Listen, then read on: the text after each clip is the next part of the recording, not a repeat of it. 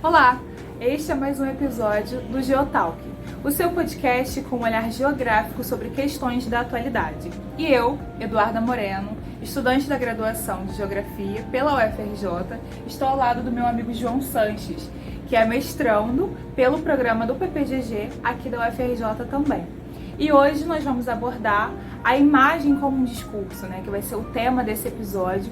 E nós vamos falar como a imagem tem esse poder de manipular, de convencer, de persuadir as pessoas para ideias, discursos, desejos e opiniões. Exato. E junto com a oralidade, a fala, os recursos imagéticos, eles são fundamentais para poder confirmar determinadas expectativas, para poder criar determinadas narrativas e para poder evidenciar mobilizações, evidenciar afetos, evidenciar apoios, e isso em diversos campos da vida social, Nós vamos tentar transitar hoje por alguns campos principais, trazendo alguns exemplos de uso da imagem para evidenciar essas narrativas, começando pela política, onde o recurso à imagem é bastante evidenciado. Nós sabemos que existe uma característica muito forte do regime presidencialista numa república,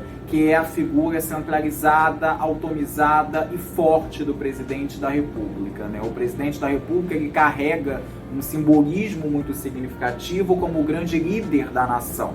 Então nós temos uma forma de governo, nós temos uma forma de gestão do território, do espaço nacional, muito focalizada em uma pessoa especificamente. Por mais que isso não seja verdade, afinal de contas, nós temos sistemas, organizações, instituições, sistemas de freios e contrapesos que, de fato, promovem a governança política nacional. Na imagem coletiva e popular, o presidente ou a figura que desempenha o poder central ainda é muito evidenciada. E ao longo da história, nós tivemos diferentes presidentes da República que usaram desse projeto, desse discurso imagético, fortalecido, consolidado, para poder criar uma série de narrativas de apoio, narrativas inclusive até mesmo messiânicas, para poder validar as suas decisões e validar a sua importância diante da população. Rapidamente, eu me lembro de alguns ícones, vamos dizer assim, ao longo dessa história, que mostram como o discurso, como a imagem é uma ferramenta importante. O primeiro deles, eu acho que é o Jânio Quadros. Quando a gente olha na história ainda da democracia brasileira, antes do golpe militar, o Jânio Quadros, ele vai ser um dos primeiros, não o único, mas um dos primeiros que vai usar esse recurso de criar um verdadeiro personagem no governo do país, O Jânio Quadros é um político paulista que tinha uma presença muito forte na periferia de São Paulo, e ele se projeta nacionalmente a partir de uma figura completamente caricata, Ele fazia comícios e aí ele fingia desmaios no comício. Ele usava talco nos ombros para simular que tinha caspa, Ele sentava no meio-fio para comer pão com mortadela, para mostrar que era um homem do povo. Então ele criou uma imagem caricata, O símbolo maior da campanha dele, inclusive, era uma vassoura, juntamente com um jingle, uma forma de que ele era uma pessoa que prometia varrer a corrupção e a bandalheira, como ele dizia, do país. Então ele cria uma imagem caricata, ele cria um discurso que não condiz, nesse caso, com uma realidade que nós esperamos de um ente político, para que se aproxime muito mais da população e para que angarie esse apoio que beira basicamente o fanatismo. E principalmente com a própria personalidade dele, Porque na real, quando a gente para estudar a história de Jânio Quadros, a gente vê que na verdade ele não era assim, Que isso tudo foi um personagem totalmente que ele criou e de forma cômica, Ou seja, que aproximava da população. Falava, lá, ele também come pão igual a gente, ele tá bem próximo, mas tudo através dessa imagem do riso, de que aproximava, de fato, a população. Exatamente, E essa construção imagética, ela não fica restrita somente ao caso do Jânio Quadros, Quando nós pegamos, por exemplo, a Nova República, né, nós vemos que os últimos presidentes da República, especialmente o Collor, o Lula e o Bolsonaro, também são líderes que, de uma certa forma ou de outra, criam esses recursos imagéticos, criam essas personalidades quase que alegóricas, como uma forma de demonstrar e angariar apoio popular, né? Eu acho que o exemplo mais bem acabado disso é o caso do Collor, né, que na década de 90 se vendia como caçador de marajás, né? Ele prometia durante seu governo fazer uma limpa no funcionalismo público, sobretudo aqueles funcionários públicos que trabalhavam muito pouco e ganhavam uma fortuna, e para isso ele criou uma espécie de um personagem que é o super-homem brasileiro. Então ele se apoiou na juventude como uma forma de garantir uma renovação política no Brasil, ele se apoiou na beleza, que também é um outro recurso imagético que nós vamos discutir nesse episódio, que é um recurso que é muito utilizado não apenas na política, mas também em vários outros meios da vida social, porque a beleza transmite uma ideia de confiança, a beleza transmite uma ideia de estabilidade, aceitação na sociedade, aceitação acima de tudo, né? Então ele também usa esse recurso da beleza como instrumento político para angariar apoio popular e pavimentar o seu caminho à presidência. E isso foi muito ajudado, inclusive, pela mídia. Numa época que não tinha redes sociais, numa época que não tinha um acesso à internet pleno no país, né, era a televisão esse principal recurso imagético que o Collor utilizava para criar esse personagem que foi amado pela população. Então, dominicalmente, aparecia lá nos programas televisivos o Collor pilotando aviões da FAB, o Collor fazendo Cooper em Brasília, o Collor nadando, enfim. Então isso mostra como esse recurso imagético, que é ali a beleza, a juventude e o vigor, foi muito importante no sentido de passar a imagem de um presidente forte, de um presidente com uma pauta renovadora e de um presidente que, na medida do possível, iria restaurar o Brasil depois de anos de exceção do golpe militar, né?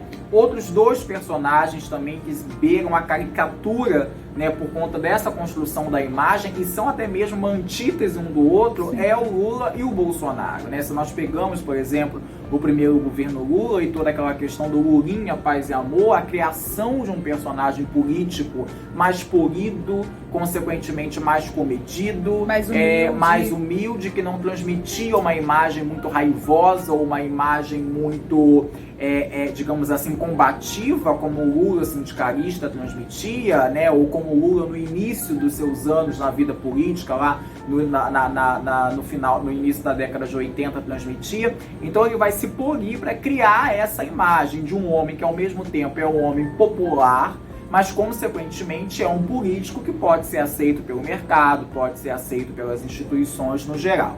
E do outro lado, o Bolsonaro também, que de uma certa forma ou de outra pavimentou um personagem ao longo da sua campanha política, né? Primeiramente um personagem antissistema, né? Ele se vendeu a todo momento como um político outsider, né? Surfando nessa onda que não é exclusividade do Brasil, mas várias outras democracias ao redor do mundo, né? Com líderes políticos que viraram presidentes, inclusive, que eram contra o sistema ou se vendiam contra o sistema, sendo que eles estavam inseridos no sistema há muito tempo, né? Isso é interessante notar.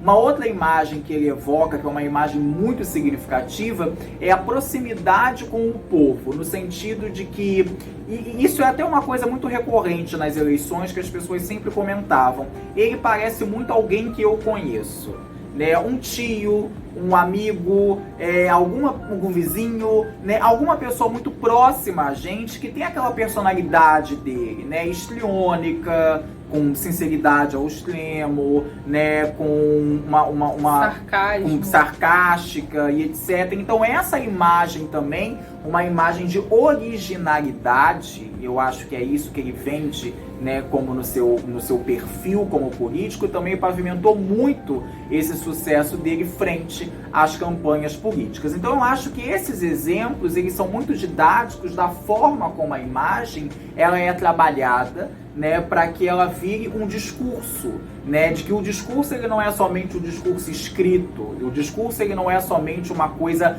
gravada no mármore, mas ele é trabalhado e retrabalhado com imagens ao longo do tempo. E isso não é uma esfera exclusiva da política, né? Outras áreas da vida social também trabalham com essa questão. Ainda na esfera política, eu lembrei de uma outra imagem que é muito significativa, que na verdade que foi muito significativa para o Rio de Janeiro, foi a imagem do prefeito Crivella, né, durante o mandato dele, que era uma imagem que se aproximava muito de um discurso cristão, de que estou aqui pela família, estou aqui pelos valores cristãos, porque eu sou um presidente do povo, mas eu também sou um presidente de Deus, e que se aproxima muito também da própria bancada evangélica, né? Então, e o Crivella, com a sua imagem de cristão, né, ele conseguiu atingir diversas camadas da sociedade. Ele conseguiu atingir a própria bancada, né, que já existe, mas também ele conseguiu atingir o próprio público que se identificava com ele. As pessoas de igrejas de bairro, os próprios, sem ser evangélicos, né, as pessoas que são católicas, enfim, religiosos de forma geral, se identificavam muito com esse discurso do Crivella, por ele apresentar essa imagem de um homem de Deus, de um servo de Deus, ou seja, de que ele não iria fazer nada de que fosse festivo, né, que é totalmente contrário da imagem que o Eduardo Paes passa, de que ele é do carnaval, que ele é amigo da tia Surica e tal. Então, o Crivella veio justamente sobrepondo essa imagem badalada, né, digamos assim, do Crivella. E quando você tem carência de informações mais profundas, né, a imagem é o que fica. Né? Exatamente. Então, quando você tem uma população cujo acesso à informação, além de restrito, é altamente desigual, né, que sendo basicamente pela classe média, pela elite, né, quando você tem um tipo de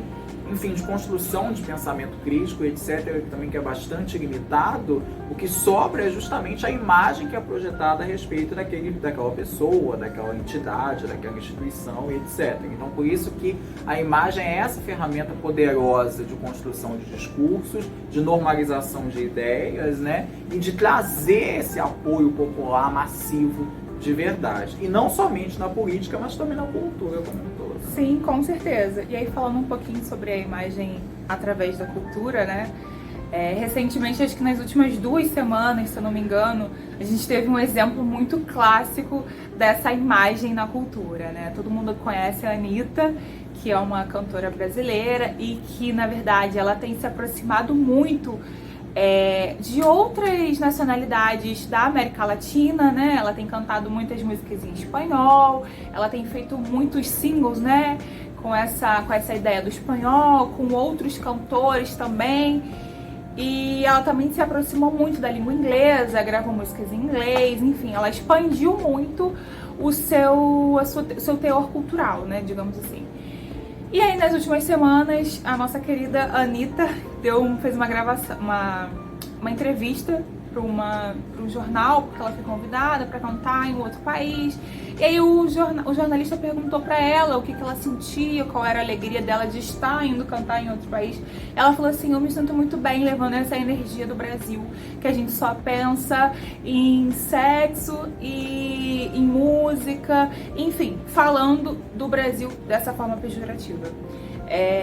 Eu, enquanto fã do funk, né, do ritmo que ela canta, que ela discute, eu fiquei um pouco me sentindo assim mais reflexiva, né? Porque ela justamente diante de várias imagens brasileiras, né, diante de várias brasilidades que a gente tem no Brasil, porque o Brasil é um país muito carregado culturalmente, né? Ele tem diversas formas de desenvolver a cultura, e ela quis levar justamente a ideia do samba, da sexualização das pessoas, da ideia de uma cultura fútil para essa entrevista, né? Então, a partir de uma pequena fala, ela consegue levar para um outro país uma imagem completamente distorcida dessa ideia do Brasil, né? Que já é tão subjugado em outros países, né? Em que as pessoas já vêm para o Brasil pensando: vou só para o Rio de Janeiro para curtir samba, carnaval, futebol, encontrar com mulheres negras que, óbvio, são hipersexualizadas. Então, esse discurso dela na entrevista, por mais que tenha sido uma fala bem pequena, gerou todo um alarde, né? Principalmente nas redes sociais, no Twitter, no Instagram. E ainda falando também sobre Instagram, né? a gente consegue observar como que a imagem ela é distorcida e vem sendo distorcida cada vez mais a partir do uso das redes sociais, né? Com o advento dos filtros nas redes sociais, o filtro é o quê? Você seleciona uma pré-imagem, né, que tem lá que vai afinar seu nariz, vai clarear o tom de pele, e você escolhe aquela como se fosse uma segunda pele e coloca por cima da sua pele original. E aí essa pele que coloca por cima, ela vai afinar seu nariz, vai reduzir espinha, vai deixar sua pele mais clara. E aí o que está acontecendo é uma confusão na imagem das pessoas, nessa distorção de imagem. A partir do momento que a pessoa se olha naquele filtro e se vê assim, de um jeito embranquecido, mais belo, determinado ao padrão da sociedade que hoje, né, tá posto, em que as pessoas têm que fazer cirurgias plásticas, enfim, afinar nariz, fazer rinoplastia, ela já não, quando ela se olha normal no espelho, ela já não quer mais ter aquela imagem, né? Eu conheço muitas amigas minhas que falam assim, cara, hoje eu me sinto muito mal ter que me olhar no espelho, porque eu não sou mais a mesma pessoa que eu sou no Instagram. Eu não consigo mais tirar foto no Instagram sem filtro, porque quando eu vou tirar uma foto sem filtro, eu não me reconheço mais, ou eu me acho feia. E isso, assim, é uma coisa tão problemática. A forma como essa distorção de imagem tem feito mal para as pessoas num nível tão elevado, em que começa a acontecer uma série de distúrbios, né? Distúrbios alimentares, onde as pessoas param de comer ou comem em excesso pela própria ansiedade, questões com a saúde mental, a própria aceitação do corpo. Uma outra problemática, né, que é assim, enorme, que é o próprio embranquecimento, né? E aí diversos criadores de conteúdo que fizeram filtros para pessoas negras, né? Porque já que a maioria dos filtros embranquecem as pessoas, alguns criadores de conteúdo foram lá, fizeram filtros que fossem se adequar à pele de pessoas negras, ou seja, que não fosse modificar em nada, fosse só dar um cenário legal para uma foto diferente. Enfim, mas isso a gente consegue observar o tanto que a imagem tem essa capacidade de distorcer não só os discursos, como a gente apontou aqui na política, mas principalmente dos desejos, né? Dos desejos de corpo, dos desejos de você alcançar aquele ideal, né? Aquele corpo ideal, aquela beleza ideal. Então, assim, isso é muito complicado, né, João? Trazem angústia, ansiedade, problemas psicológicos, mentais muito graves.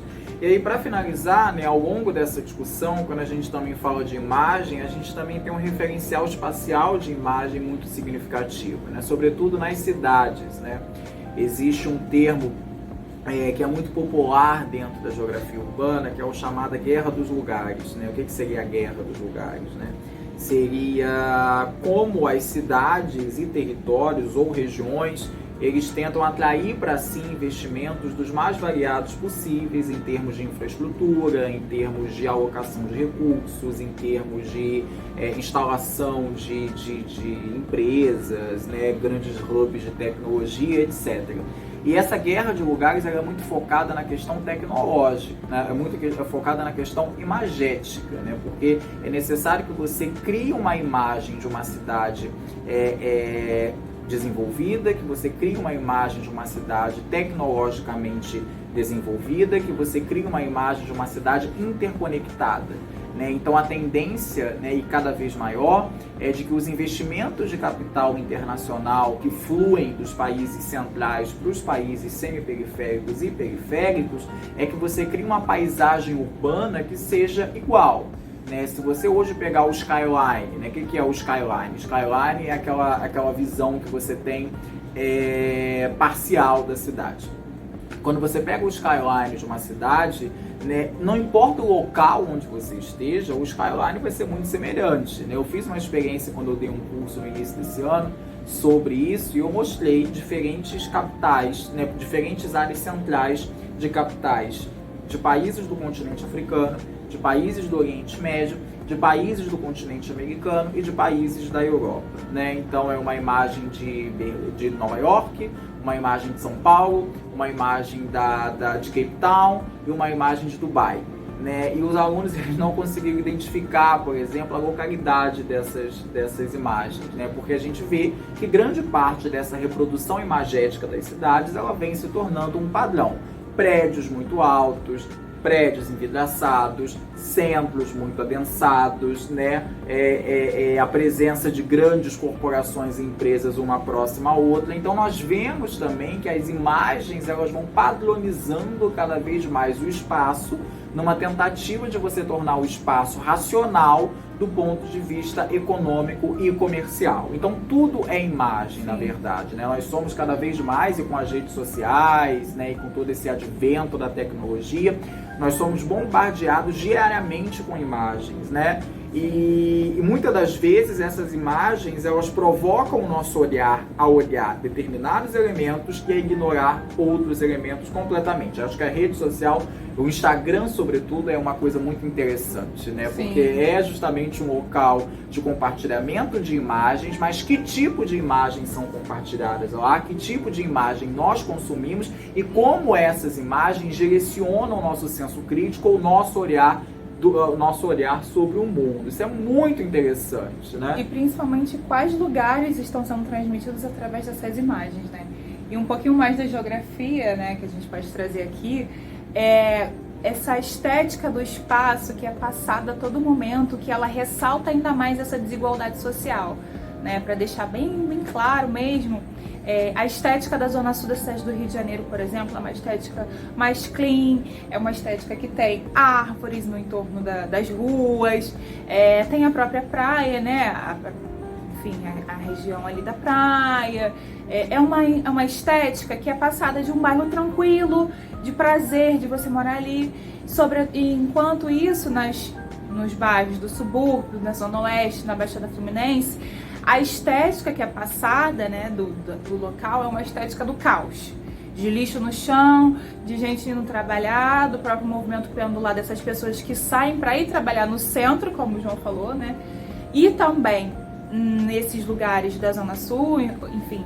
Então a gente pode perceber como que a estética do espaço, ela também é muito retratada para apresentar e para identificar as desigualdades espaciais, né, e as desigualdades sociais.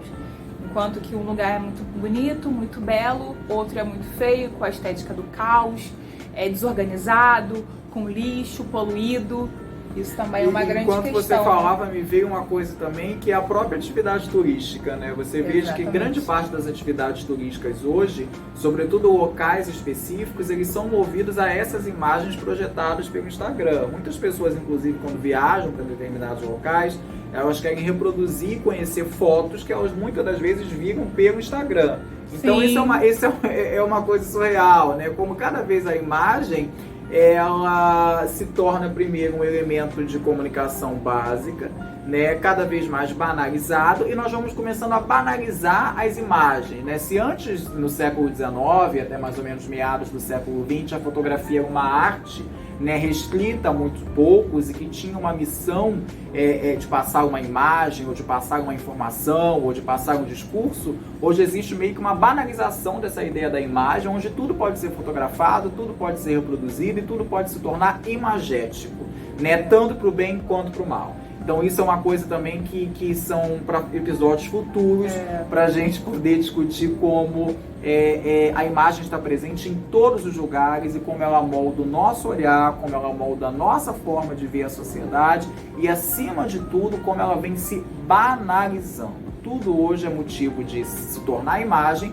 para que nós possamos mostrar que nós estamos ali, né? Que nós não estamos mortos digitalmente ou que nós não estamos excluídos de toda essa interligação digital. Diversos artistas plásticos têm até problematizado muito essa ideia da foto e da selfie em museu, teatro, cinema, porque se você vai a um teatro, na verdade, se você vai ao museu e aí tira foto de uma exposição que foi colocada ali só para as pessoas irem até aquele lugar e descobrir aquela imagem visualmente, né, ali ao vivo, você destrói todo o trabalho do artista, né? Então, enfim, são diversas críticas que podem ser feitas, né? Pois é um assunto que não se esgota por enquanto, muito pelo contrário, dá margem para várias outras análises, dá margem para várias outras discussões, mas acho que fica a reflexão, né, de como as imagens, sobretudo nesse ano eleitoral, elas têm um poder fundamental de moldar as nossas ideias e moldar as nossas escolhas. Então, mais do que nos deixar levarmos por imagens, é necessário que haja um aprofundamento a respeito delas e que se entenda o contexto em que elas são produzidas, né? Tanto é que as imagens são tão necessárias que a gente agora tá aqui no Exatamente, YouTube e no Instagram, e vocês veem a gente. Exatamente. Antes vocês só ouviam as nossas Pois vozes é. pelo YouTube ou pelo Spotify. Agora vocês conseguem nos ver. Então, Exato. ver uma mulher preta, um homem, enfim, assim, apresentando o Geotalk é muito, muito, muito, muito válido também. Exato. Então, não é à toa que a imagem é super válida para nós todos também, né? E as imagens, elas têm que ser vistas com olhos críticos. Todas as imagens traduzem uma mensagem e é essa mensagem que precisa ser decodificada e é essa mensagem que precisa ser lida. Então, mais uma vez, obrigado pela paciência, obrigado pelos que acompanham o podcast, elogiam, dão recomendações, nós ficamos muito felizes com isso. Agora a Duda voltou, nossa dupla voltou, estava só sozinho, agora voltei com a minha dupla. E na próxima semana nós vamos trazer mais episódios com novidades, inclusive, do nosso Geotalk. Muito obrigado a todos e até uma próxima vez.